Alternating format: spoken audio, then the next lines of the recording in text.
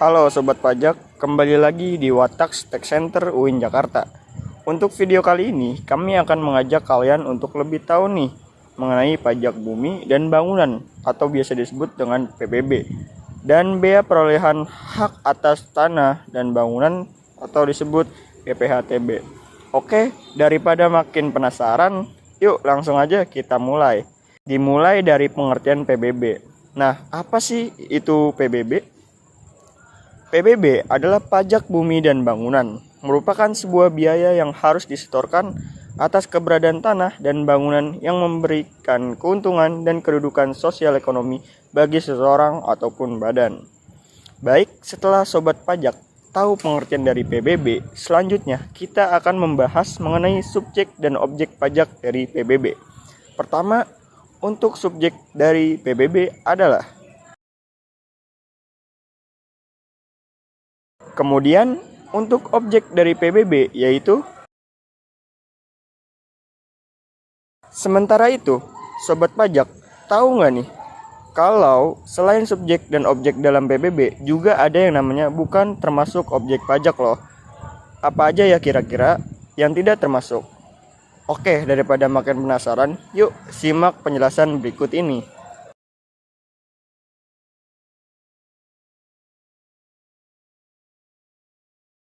Baiklah, setelah Sobat Pajak sudah mengetahui apa saja subjek, objek, dan bukan termasuk objek PBB, selanjutnya kita akan membahas mengenai apa aja sih jenis-jenis PBB. Oke, jadi PBB dibagi menjadi dua jenis, yaitu PBB P2 dan PBB P3. Pertama, kita akan membahas mengenai PBB sektor P2, sektor pedesaan dan perkotaan. Apa itu PBB P2? Adalah pajak atas bumi dan bangunan yang dimiliki atau dimanfaatkan oleh orang pribadi ataupun badan, kecuali kawasan yang digunakan untuk kegiatan usaha perkebunan, perhutanan, dan pertambangan. Objek pajak dari PBB P2 ini sesuai dengan namanya, yaitu bumi dan bangunan yang ada di wilayah perkotaan dan pedesaan seperti apartemen, rumah susun, hotel, pabrik, tanah kosong, dan sawah. Sementara itu, untuk PBB sektor P3, sektor perkebunan, perhutanan, dan pertambangan. PBB P3 ini akan dikenakan pada sektor perkebunan, perhutanan, pertambangan, dan sektor lainnya berdasarkan Peraturan Direktorat Jenderal Pajak nomor per strip 20/PJ/2015 pasal 2 ayat 1 sebagaimana telah diubah terakhir dengan per 23/PJ/2021 yang termasuk dalam sektor lainnya pada PBB P3 adalah perikanan tangkap, budidaya ikan, jaringan pipa, kabel telekomunikasi, kabel listrik, dan jalan tol. Oke, mari kita selanjutnya adalah hal yang udah ditunggu-tunggu sama Sobat Pajak nih, yaitu rumus perhitungan PBB. PBB P2 sama dengan tarif dikali dalam kurung nilai jual objek pajak atau NJOP dikurang NJOP PTKP. Lalu untuk tarif PBB P3 sama dengan 0,5% dikali nilai jual kena pajak atau NJKP. NJKP sama dengan 40% dikali dalam kurung nilai jual objek pajak atau NJOP dikurang NJOP PTKP. Tarif yang 40% ini dikelompokkan menjadi dua. Yang pertama, pengenaan tarif 40% dikenakan apabila NJKP lebih dari 1 miliar. Apabila mengenakan tarif 20%, NJKP kurang dari 1 miliar. Untuk tarif NJOP PTKP, untuk P2 itu sebesar 10 juta. NJOP PTKP untuk P3 sebesar 12 juta. Setelah Sobat Pajak tahu rumus perhitungan PBB, selanjutnya kita akan ada contoh soal PBB P2 beserta pembahasannya nih Sobat Pajak. Simak terus ya. PT GIS memiliki lahan di daerah Jakarta 0,2% dengan area tanah seluas 1000 meter persegi dan luas bangunan 800 meter persegi. Diketahui NJOP tanah per meter di daerah itu adalah 5 juta dan harga bangunan per meter 1 juta rupiah. Berapakah PBB P2 terutangnya? Untuk langkah pertama, hitunglah NJOP bumi dan bangunan. Untuk buminya sama dengan 1000 dikali 5 juta sama dengan 5 miliar.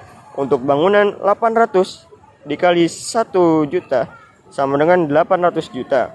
sehingga menghasilkan NJOP bumi bangunan sama dengan 5 miliar ditambah 800 juta, menghasilkan 5 miliar 800 juta rupiah. Lalu langkah yang kedua, kita kurangkan dengan NJOP PTKP. Maka 5 miliar 800 juta dikurang 10 juta karena menggunakan tarif P2 sama dengan 5 miliar 790 juta rupiah.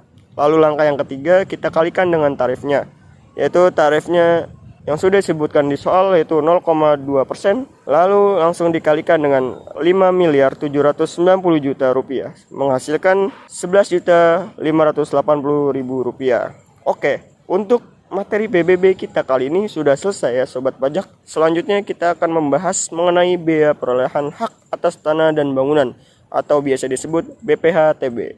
Oke, untuk materi PBB kita kali ini sudah selesai ya Sobat Pajak.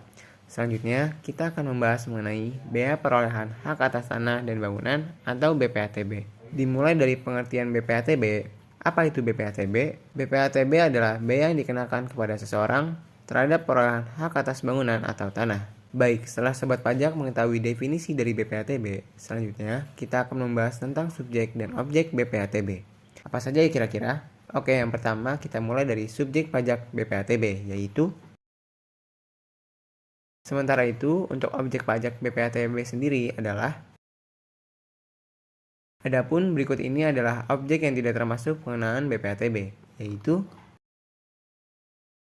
baik, setelah Sobat Pajak mengetahui apa saja subjek, objek, dan tidak termasuk objek BPH-TB, materi kita selanjutnya adalah mengenai tarif BPH-TB serta rumus BPH-TB. Kira-kira berapa ya tarifnya? Jadi, berdasarkan pasal 88 Undang-Undang PDRT, tarif biaya perolehan hak atas tanah dan bangunan ditetapkan paling tinggi sebesar 5%. Penentuan tarif juga ditetapkan dengan peraturan daerah.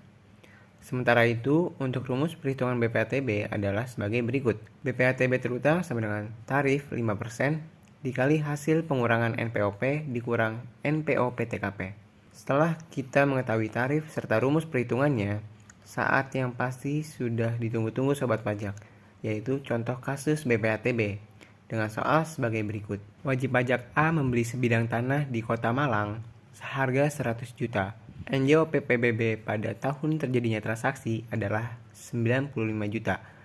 Jika NJOP PTKP Kota Malang atas transaksi tersebut sebesar 60 juta, maka tentukan BPH-TB yang terutang atas perolehan hak tersebut. Jawabannya, BPH-TB sama dengan tarif dikali NPOP dikurang NPO PTKP sama dengan tarif dikali NPO PTKP. Kemudian BPH-TB terutang sama dengan 5% dikali 100 juta dikurang 60 juta. Kemudian 5% dikali 40 juta, hasil pengurangan 100 juta dikurang 60 juta, sehingga BPH-TB terutang yaitu 2 juta rupiah. Wah, gak kerasa ya, selesai sudah penyampaian materi serta contoh soal untuk materi WATAX kita kali ini. Nah, Sobat Pajak, bagaimana nih untuk materi PBB dan BPH-TB kita kali ini? Mudah banget kan? Gimana? Pasti wawasan kalian tentang perpajakan tambah luas. Untuk pembahasan kita hari ini cukup sampai di sini dulu ya. Kami harap WATAX kali ini bermanfaat untuk Sobat Pajak semua. Oh iya, jangan lupa juga ya untuk follow sosial media Tax Center UIN Jakarta karena di sana akan ada banyak info-info menarik seputar perpajakan yang pastinya bakal menambah wawasan Sobat Pajak semua. See you next time guys. Bye bye.